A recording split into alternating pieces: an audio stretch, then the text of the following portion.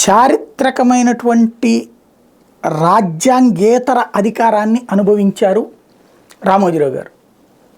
ఇదివరకు ఎన్టీ రామారావు అధికారంలో ఉన్నటువంటి సందర్భంలో ఏ ఫైలు క్లియర్ అయినా వెళ్ళేది, ఆ క్లియర్ అయ్యే ముందు రామోజీ దగ్గరికి వెళ్ళేది.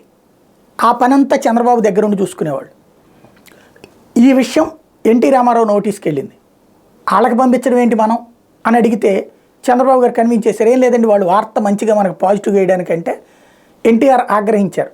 అదేం పిచ్చ పని, మనం వాళ్ళకి చెప్పి చూపించి పత్రికల వార్తల కోసం మన రహస్యాలు బయటికి వెళ్ళకూడదు కదా అని. అప్పటి నుంచి ప్రారంభమైంది రామోజీరావు గారికి ఎన్టీ రామారావు మీద కసి. చంద్రబాబు గారు దాన్ని బాగా ఎగదోశారు. ఎట్లాగా మీ మాట అంటలేదు ఈయన అన్నటువంటి. ఈలోపు జాగ్రత్తగా లక్ష్మీపార్వతిని బేస్ చేసుకుని కథంతా నడిచింది. ఫైనల్గా రామోజీరావు గారు ఆ ప్లేస్లో చంద్రబాబు గారిని పెట్టాలనుకున్నారు, సక్సెస్ అయ్యారు ఆయన. ఆ తర్వాత చంద్రబాబు గారు ఏ నిర్ణయం తీసుకునే ముందైనా, ముఖ్యమైన నిర్ణయం తీసుకునే ప్రతిసారి కూడా రామోజీరావు గారికి చెప్పడం, రామోజీరావు గారు ఏ రోజున అమల్లో పెట్టమని చెప్తారో ఆ రోజు నుండి అది అమల్లో చేసేటట్టు. ఈలోపు ఈనాడులో ఇలా జరగబోతుంది, చంద్రబాబు దీని మీద రివ్యూ చేస్తున్నాడు, చంద్రబాబు నాయుడుకి ఎట్లాంటి సజెషన్స్ వచ్చినాయి, ఆయన ఆలోచిస్తున్నాడు, ఏదో చేయబోతున్నాడు అంటూ ఒక యాంగ్జైటీ క్రియేట్ చేసి ఆ తర్వాతన చంద్రబాబు ఆదేశాలు అమలు చేసేవాడు. అంటే రామోజీరావు గారితో చెప్పి అది జరిగేది. తద్వారా మద్య నిషేధం విషయంలో అంతే, మద్య నిషేధం ఎత్తేసేటప్పుడు అంతే. ఒకసారి నేను చెప్పేది తప్పైతే గుర్తు తెచ్చుకోండి.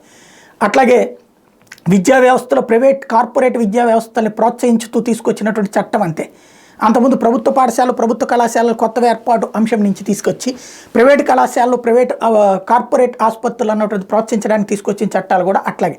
దానికి ముందు రామోజీరావు గారు చెప్తారు, అది అమలు చేసేటప్పుడు నేరేషన్ ఒక 2-3 నెలల పాటు ప్రజల్ని సైకలాజికల్గా ప్రిపేర్ చేసేది ఈనాడు. ఫర్ ఎగ్జాంపుల్ మద్య నిషేధం చేయాలనుకోండి, అసలు చచ్చిపోతున్నారు, చివరికి రోడ్డు మీద తాగి ఆ మహిళలు అల్లాడిపోతున్నారు, పిల్లలు చచ్చిపోతున్నారు, ఎంతమంది అనాథలు. మాకు బాగా గుర్తు, ఆ టైంలో మేమే వెళ్ళి కవర్ చేసి వచ్చాం వార్తలు.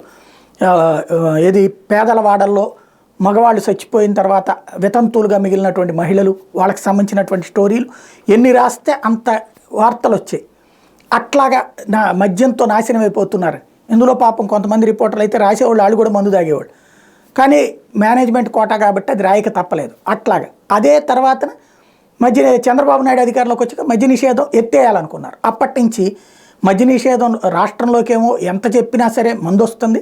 చంద్రబాబు గారు ఎక్సైజ్ వాళ్ళ మీద కోప్పడ్డారు, పోలీసులు కోప్పడ్డారు, వాళ్ళని ఇవాళ కోప్పడ్డారు, రేపు కోప్పడ్డారు. ఇట్లా ఒక 3-4 నెలలు రాసుకొచ్చారు. ఆ తర్వాత వచ్చి సార్ ఏం చేయమంటారు, మరి మేమేం చేయలేకపోతున్నాము, ఇదేమో మందు అలవాటు ఉన్నోడిని మనమేం ఆపలేం కదా, వాళ్ళనేం కేసులు పెట్టలేం కదా అంటే, అవును వాళ్ళ మీద కేసులు ఎట్ట పెడతారయ్యా, పట్టుకొచ్చే వాళ్ళని ఆపాలి కదా అన్నారు అంటూ మళ్ళీ సైకలాజికల్గా ప్రిపేర్ చేసి తర్వాత వాళ్ళందరూ అట్లా కాదు సార్ మీరే ఆలోచించండి, రాష్ట్రానికి ఆదాయం కూడా వస్తుంది, దానివల్ల ఏదైనా మంచి చేయొచ్చు ప్రజలకి అని చెప్పారు.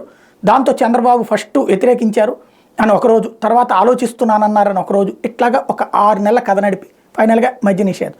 ఎందుకోసం దాసరి నారాయణరావు దెబ్బ కొట్టాలా, మాగుంటని దెబ్బ కొట్టాలి, ఉదయం జ్యోతిల్ని దెబ్బ కొట్టాలి ఆ రోజున. అందుకోసం రామోజీరావు గారి ప్లాన్కి ఇక్కడ జరిగింది అది. ఓవరాల్గా ఇట్లాంటిది అంటే ముందు మద్య నిషేధం అయిపోగానే వాళ్ళు దెబ్బతిన్నారు, ఆ తర్వాత మద్య నిషేధం ఎత్తేసి ఆదాయం రాష్ట్రానికి కనిపించాలి. అట్లా ఒక నేరేటివ్గా రాష్ట్రం ఎట్లా నడవాలో ఆయన డిసైడ్ చేసేవాళ్ళు. 2014 తర్వాత కూడా మళ్ళీ అట్లాగే జరిగింది. రాజశేఖర రెడ్డి హయాంలో, మళ్ళీ ఇప్పుడు జగన్మోహన్ రెడ్డి హయాంలో అది జరగట్లేదు. కాబట్టి ఇప్పుడు ఆ లక్షణాలు పోలేదు. అందుకే ఈసీ ఏం చేయాలి, అధికారులను ఎవరిని మార్చాలి, అధికారులను ఎవరిని పెట్టాలి, ఈ కాన్సెప్ట్ బిగిన్ చేశారు. మరి ప్రజలు రామోజీరావు గారి చేతిలో ఈ రాష్ట్రం పరిపాలించబడాలని కోరుకుంటారా, చూడాల్సి ఉంది.